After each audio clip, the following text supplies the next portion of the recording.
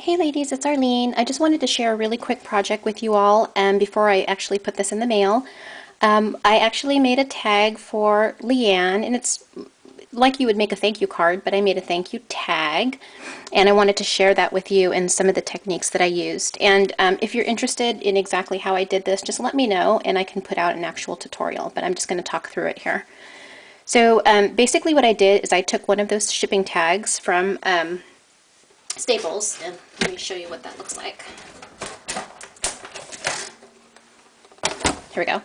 So you get the shipping tags from Staples. They look like this. Okay. They have the reinforced hole and everything, so it's kind of cool. So what I did is the first thing I did is I took my Inka Dinka Doo stamp set, and I can't remember which one's this one's called, but I know it's Inka Dinka Doo. And I stamped the branch right here, this one right here, with stays on, and that's what you see in the background there. And then with the butterfly, what I did is I stamped it first with Versamark, and then I put some Stampin' Stuff embossing powder in Midnight Black. And then I was thinking about it, and I said, I wonder how these little tiny glass marble beads would look, the ones that I just bought at Michael's in my latest haul, if I applied it on the butterfly. So after doing the embossing with my Stampin' Stuff, I decided to bust out with my Black Beauty, okay, so which is the ultra thick embossing enamel. So what I did is I took the butterfly stamp and I took my Versamark and I stamped over the black embossing, and then I applied some ultra thick embossing enamel and heat set it. And while it was still hot, I applied some of the tiny glass marbles. And these little things roll like crazy, so you need to make sure you use an embossing tray when you apply these. And you just heat set it, and I love the way it came out. It's got really nice texture, it's shiny, and it's like randomly on there, which I like because I love the distressed look. You know, because it doesn't have to be perfect.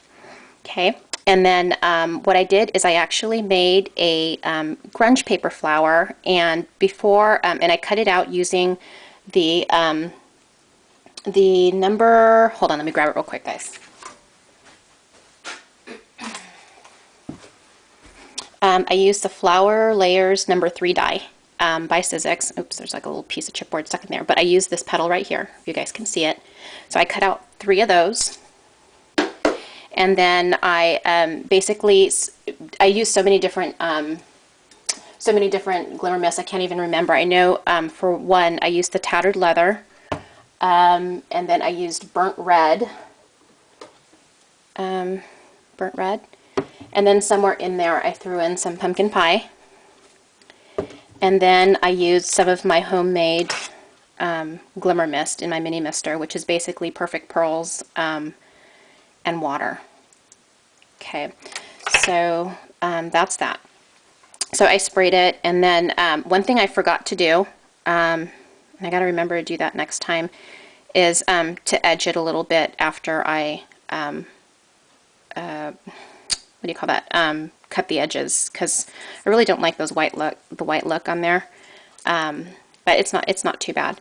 But anyways, before I did all of the distressing, I'm sorry, I forgot to mention, I did run this through my Cuttlebug embossing folder in the Swiss dots, and that's why there's some texture. I don't know if you can see it, but there's some texture on the petals. Okay, and then I used glossy accents for the most part, but when you're in a hurry, the glue dots work out really well also. So I used the Frisker's dimensional glue dots this time around, and so it really popped up the flower so it sits kind of high when you use the dimensional glue dots. Okay, so anyway, so that's my grunge paper flower. Oh, and I used a Vintage Findings flower in the center, so it gave it a little bit of interest. And then this is a Vintage Findings leaf that I distressed, or actually I sprayed some olive vine on there to make it a darker green because it was a little too bright. And then I put a Making Memories charm in there, and it says friend to friend, heart to heart. And then I just put some fiber on it. So super simple. Oh, let me flip it around. This is actually a tag within a tag.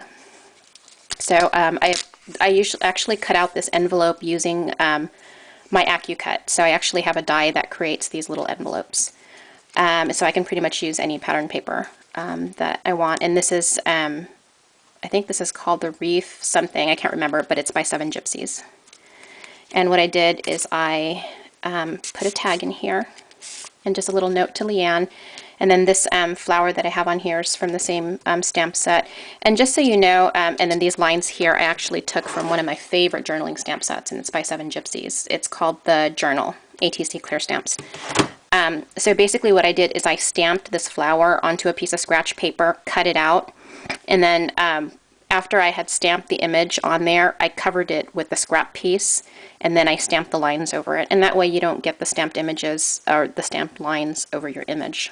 Okay, so that's just a little trick. You guys probably already know that, but anyway, so that's my tag. I just wanted to show you all really quick. If you have any questions or comments, please feel free to comment on the video, and thanks for watching, ladies. Bye.